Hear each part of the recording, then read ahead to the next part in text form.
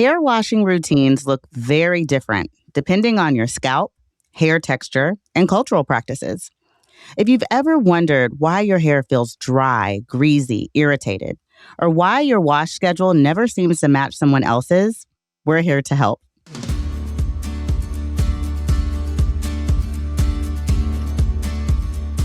Welcome to the Healthier You podcast. I'm Dr. Ashlee Williams, and today I'm here talking with Dr. Randa Khoury, a board-certified dermatologist here at Kaiser Permanente, to break down the science behind cleansing your hair and scalp.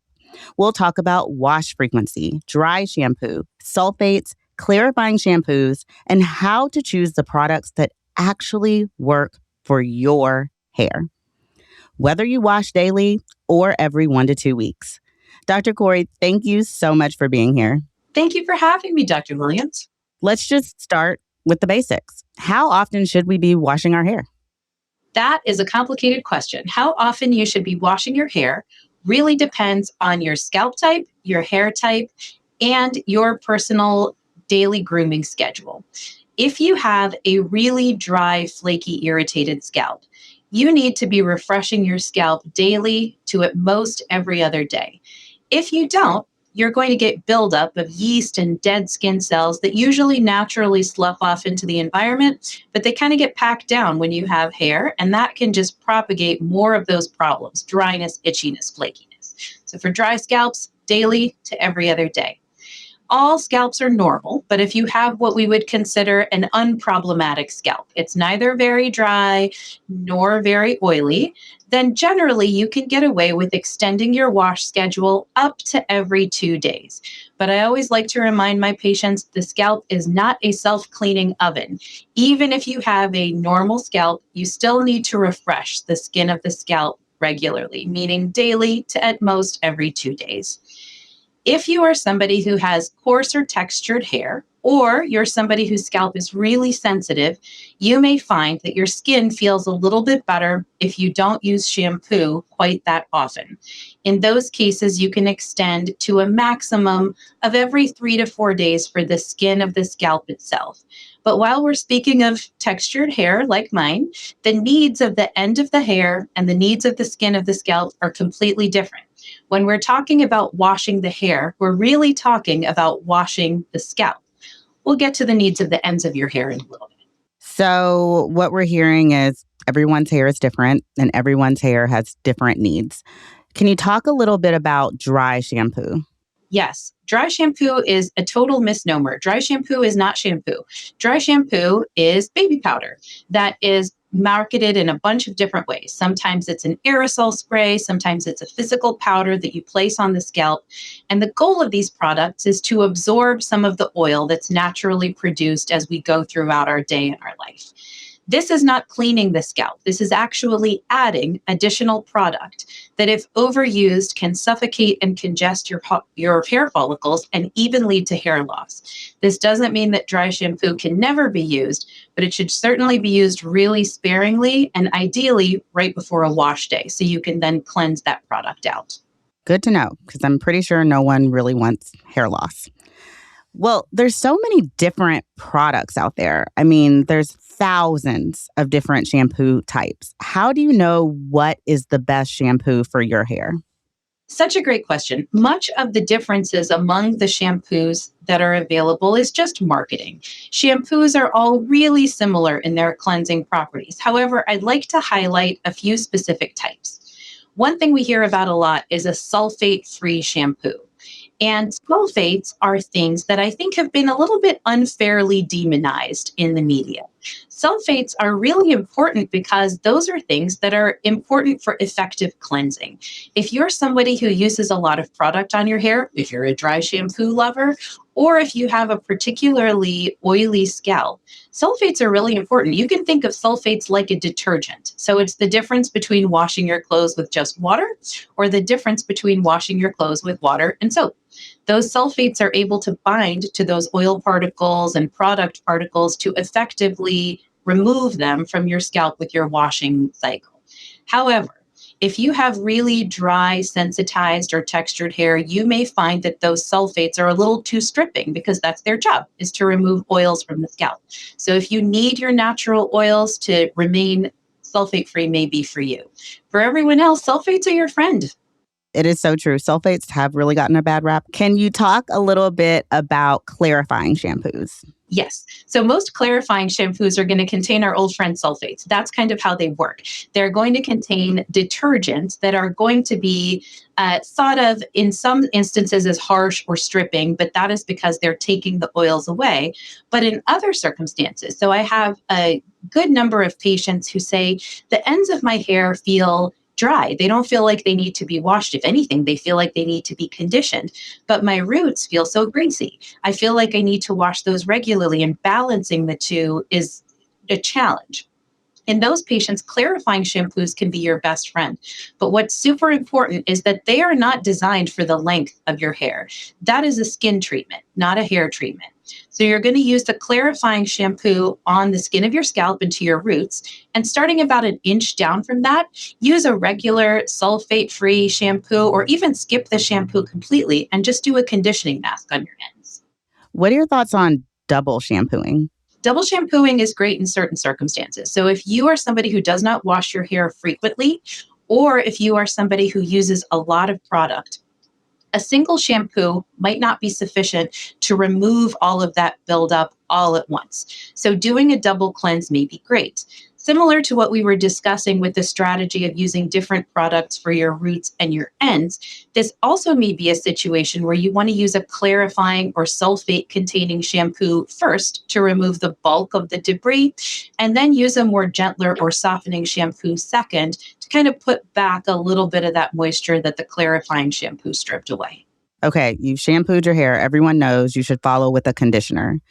Does the conditioner go on the scalp or not? It does not. Much like shampoos are really designed for the skin of the scalp and then in certain extents for the lengths of the hair on a different schedule, conditioners are for the hair shaft, for the cuticle of the hair. If you are putting conditioner on your scalp, in addition to kind of wasting some of your money, you are also adding some of that those oils to an environment that's already going to make its own. So starting about an inch down from your roots gives you the best bang for your buck and the best outcome for your hair. I love that you added about wasting your money. I know you're very cost conscious. Okay, so conditioners, shampoos, but there's other things that people are putting in their hair, like rosemary oil. There's a trend that this helps with hair growth. Can you speak about that? Yeah, I think that's really interesting. There is a lot of interest in using these quote unquote natural products to stimulate hair growth. Things like rosemary oil, castor oil, tea tree oil have long been part of the lore of hair growth, and more recently have had a resurgence in interest. And while I understand that, the science really doesn't support in any robust way that they're going to do a whole lot of anything. And in keeping with our previous discussion about putting things that are thick or heavy or greasy on the scalp, it can actually contribute to scalp problems when you're adding oils to an environment that already make their own. If your primary objective is hair growth, the ingredient minoxidil in the concentration of 5% for everyone, men and women, has the best data behind it. And to your point of cost consciousness, many of these hair growth products and oils are marketed and packaged in a beautiful way, but they're pretty pricey. Whereas 5% minoxidil is available in multiple generic forms at a really accessible price point, and it has fabulous data behind it. So if our goal is hair growth, I would stick with that.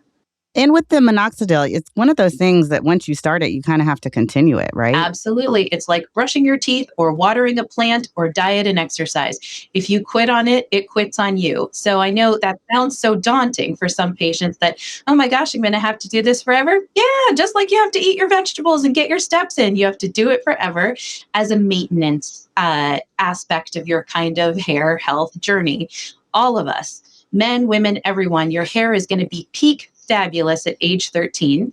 And then after puberty, Mother Nature starts to do her thing, and we're going to lose 10 to 25% of our hair density every decade of life moving forward. And if you are somebody who is blessed with tons of full, thick, gorgeous hair and your family scooches more towards the 10% side, you might cosmetically not notice that until you're in your 40s or even beyond. But there is not a 40-year-old alive who will tell you that their hair is the same at 40 as it was at 13. And that is a progressive process. We don't talk a lot about the way the hair ages, but that's really what happens. Minoxidil is the strongest general in the army against the fight for keeping your natural hairline. 5% minoxidil, just once a day is fine. I know a lot of studies quote twice. Once is great. If you can get it on your scalp once a day in either the foam or the serum, you will continue to have fabulous hair well into your 50s and 60s. Agree. We should be talking more about it, which is why we're having this podcast. I love it.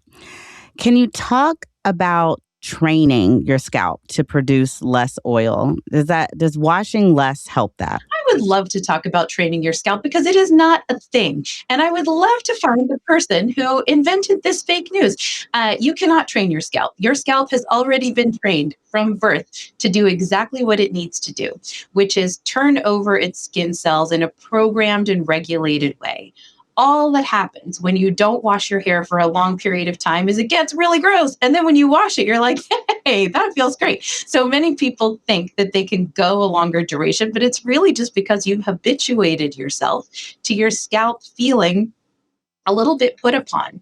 What naturally happens as the scalp turns over, and again, this is assuming a healthy or normal scalp without issues such as dandruff or breaks or folliculitis.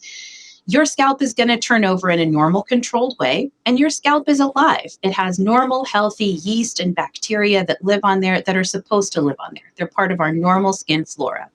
But if you don't wash regularly, as those dead skin cells build up and those bacteria and yeast numbers start to multiply, they're going to grow out of proportion to what a healthy scalp expects. And for not cleansing those regularly, that's when we start to get into problems. You can't train your scalp not to be what it is. It's always going to behave in the way that it's programmed to do. Also, yes, another great takeaway that everyone is different and has different hair types, and the wash schedule may be different. Thanks for all this helpful information, Dr. Khoury. Here are the top takeaways. 1, there is no universal wash schedule. Your routine should honor your scalp type, hair texture, and cultural practices. 2, dry shampoo is a temporary tool, not a cleanser. 3, shampoo choice starts with your scalp, then your hair. 4, sulfates and clarifiers are useful when matched to the right hair type. And 5, conditioner belongs on the hair and not the scalp. And your scalp health, comfort, cleanliness, and how it behaves between washes tells you more than any rule on the internet. For more information from our experts, visit kp.org/doctor and listen to more episodes of Healthier You wherever you get your podcast. If you enjoyed this episode, be sure to subscribe and share it with others who may find it helpful. Thank you, and from all of us at Kaiser Permanente, be well.